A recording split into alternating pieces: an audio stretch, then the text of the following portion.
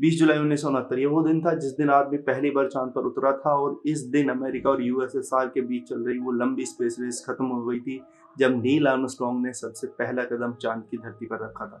उन्होंने कहा था कि मानव इतिहास में एक छोटा सा कदम मानवता के लिए एक बहुत बड़ी छलांग है। लेकिन 1969 में एक चीज और हुई थी, वो था प्रोजेक्ट ब्लू बुक का खत्म होना। ये प्रोजेक्ट ब्लू बुक क्या था, इसके लिए हमें थोड़ा सा पास्ट में जाना होगा। तो हम चलते हैं जून 1947 में।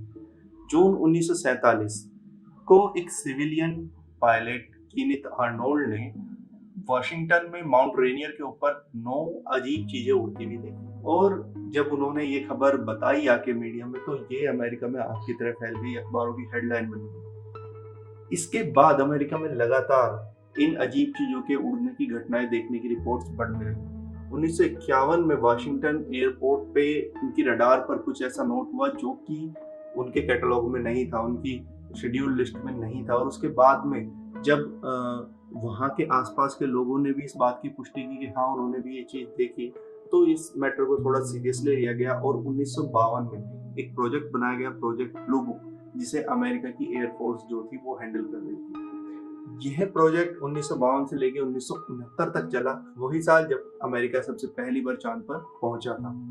इस दौरान लगभग 12,618 ऐसी साइटिंग्स रिपोर्ट की गई जिनमें कुछ अजीब घटनाएं हुई थी या कुछ ऐसा देखा गया जो कि अनयूजुअल था। इन 12,618 घटनाओं में से लगभग सभी सॉल्व कर ली गई थी, या उन्हें उन केसेस को क्लोज कर दिया गया था ये कहकर कि ये एस्ट्रोनॉमिकल इवेंट था या कोई एटमॉस्फेरिक घटना थी या कुछ ऐसा था, मानव निर्मित था, फेक था, मतलब कि हम इसे वेरीफाई नहीं कर सकते।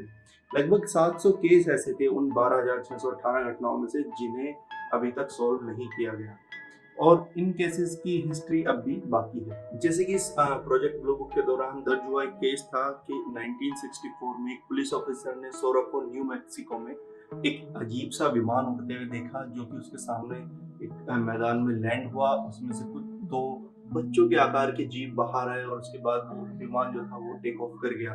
उस जगह पर उसके लैंडिंग के और टेक ऑफ के निशान भी पाए गए थे, लेकिन इस केस को कभी एक्सप्लेन नहीं किया जा सका और ये पेंडिंग में ही हमेशा के लिए पड़ा रहा। प्रोजेक्ट ब्लू बुक लगभग 17 साल चला और हिस्ट्री इंडिया ने इस पर एक प्रोग्राम भी बनाया, लगभग 20 से 25 एपिसोड का, 2 सीजन में, प्रोजेक्ट ब्लू बुक के नाम से ही। तो असल में प्रोजेक्ट ब्लू बुक क्या था और ये सब चीजें जो देखी जा रही थी ये क्या थी।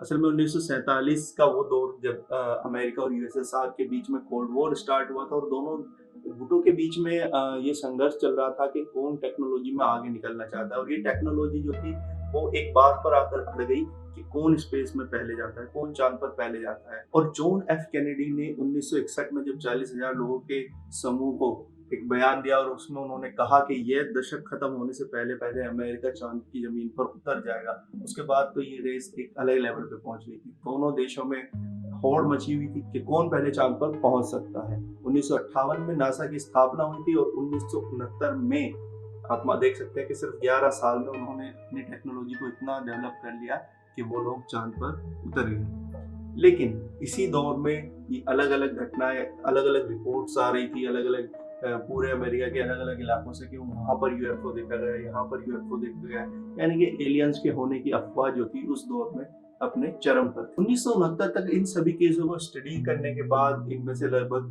90% केस जो थे वो प्रोजेक्ट ब्लू बुक के दौरान सॉल्व कर दिए गए थे या उन सबको बंद कर दिया गया था। तो पर फिर भी इस पर एक रिव्यू करने के लिए एक पैनल बनाया गया डॉक्टर एच.पी. रॉबर्टसन के अंडर में, जिसका नाम रखा गया रॉबर्टसन पैनल।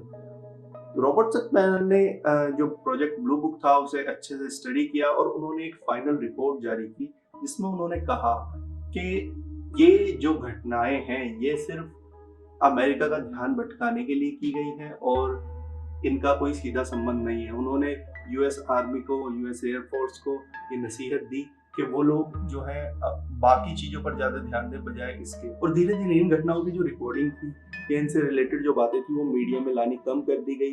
जो उस समय इन्फ्लुएंसर्स थे, मास मीडिया थी, उनकी सहायता लेके इन घटनाओं का मजाक बनाया गया, लोगों को डिमोटिवेट किया गया और इस तरह की घटनाओं में कमी आई।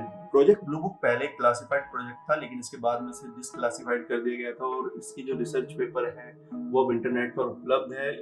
यूएस का जो नेशनल आर्काइव्स का पोर्टल है उस पर आपको मिल जाएंगे।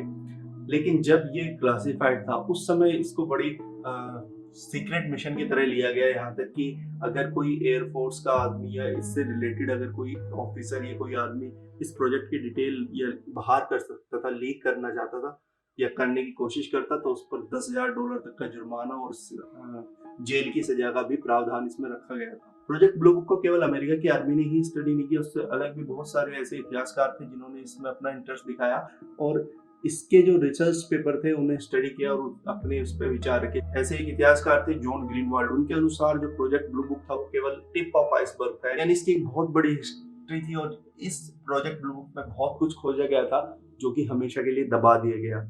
अब मेन पॉइंट यह आता है कि ये उस दौर में रहा था जब यूएसएसआर और यूएसए के बीच में कोल्ड वॉर था, अंतरिक्ष में जाने की होड़ लगी हुई थी और जैसे ही आदमी अंतरिक्ष में पहुंचा सब कुछ बंद। उसके बाद नासा ने केवल 3 साल और अपोलो मिशन को चलाया। 1972 में लास्ट अपोलो मिशन गया था, अपोलो 17। उसके बाद इस प्रोजेक्ट को बंद कर दिया गया, अपोलो प्रोग्राम बंद हो गया था क्योंकि अमेरिका एक तरफा इस रेस को जीत चुका था।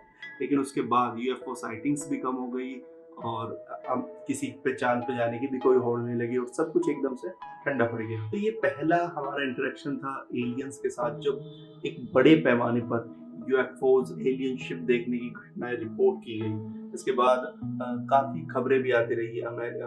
जो सोवियत संघ था उसके लोगों ने और उन्होंने हमेशा इसे नकारा कि अमेरिका कभी चांद पर लैंड ही नहीं किया है। एरिया 51 था, उस पर भी बहुत सारे सवाल उठाए गए कि वहां पर अमेरिका ने और नासा ने एलियंस को कैद करके रखा, लेकिन ये अभी तक सब अफवाहें हैं। क्यों? क्योंकि इन पे कोई ऐसा प्रूफ हमारे पास नहीं है कि वहां पर एक्चुअल में कुछ है या वहां पर कुछ भी नहीं है। So I hope you like this video. अगर आपके कुछ विचार हैं या आप भी कुछ अपने थॉट्स रखते हैं एलियंस को लेकर तो कमेंट्स में जरूर लिखें। And thanks for watching.